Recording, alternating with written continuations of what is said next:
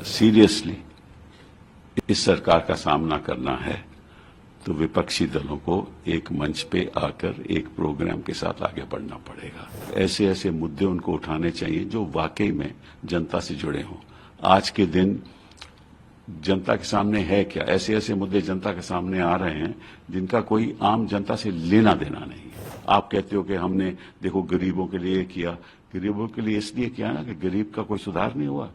अगर सुधार हो जाता तो गरीब ठीक रहता तो आपको कोई जरूरत नहीं थी गरीबों। तो आप मान रहे हो कि 10 साल 11 साल में हम कुछ नहीं कर पाए, इसलिए हमें और देना पड़ा। हर सुबह में आप किसी मंडी में चले जाओ, लोग इकट्ठे हो जाते हैं कि हमें नौकरी को देगा, दिन का कोई हमें भाड़ा हमें मिलेगा काम करने के लिए, उसकी बोली होती है।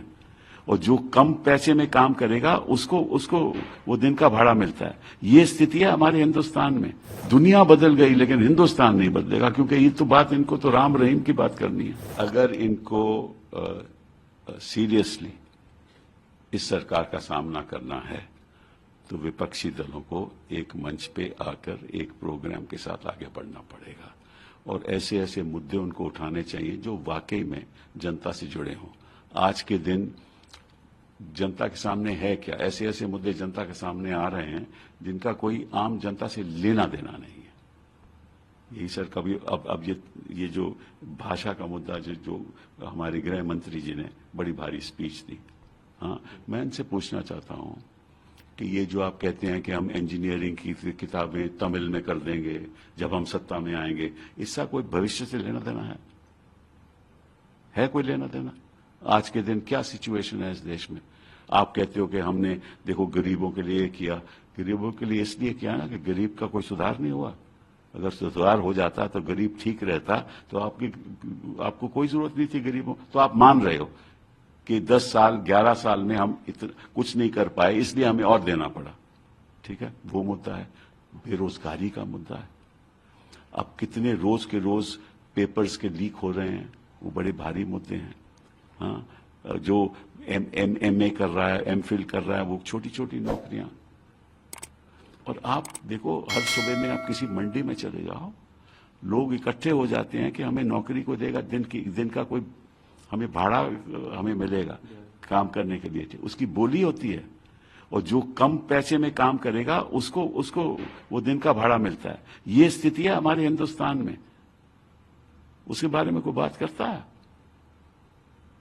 जो बुनियादी बातें हैं, रिसर्च के बारे में कोई बात करता है? हमारी संस्थाएं चल कैसे रही हैं उसके बारे में बात करता है कोई? हमारा स्कूल सिस्टम कैसे है? और स्कूल सिस्टम देखिए, उसका जो पढ़ाने का तरीका ये बिल्कुल गलत है।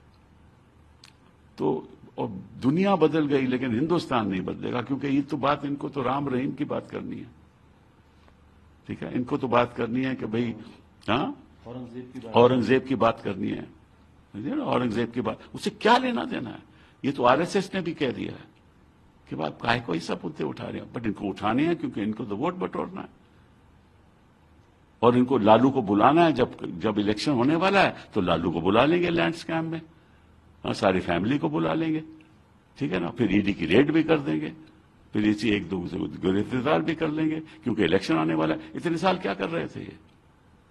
तो सिस्टम का दुरुपयोग करना, संस्थाओं का दुरुपयोग करना, एजेंसीज का दुरुपयोग करना, राइट, और अंधाधुंध पैसा, जितना मर्जी पैसा खर्च कर लो, ठीक है ना, और इलेक्टोरल बॉन्ड्स करना, अपने आप को अमीर बना लेना और फिर इन्वेस्टिगेशन नहीं होने देना और इलेक्टोरल लोन में धांधलीबाजी करना। ऐसे काम करते हैं जो, और फिर कहते हैं कि we are the mother of democracy. वो कौन से मदर ऑफ डेमोक्रेसी हो? तुमने तो डेमोक्रेसी को स्मदर कर दिया, मतलब उसको सांस नहीं लेने देते आप। डेमोक्रेसी को तो आप सांस नहीं लेने देते और कहते हो आप मदर ऑफ डेमोक्रेसी हैं। अगर आप ये वीडियो YouTube पर देख रहे हैं तो हमारे चैनल को सब्सक्राइब कर बेल आइकन दबाएं और Facebook पर देख रहे हैं तो हमारे पेज को लाइक करें।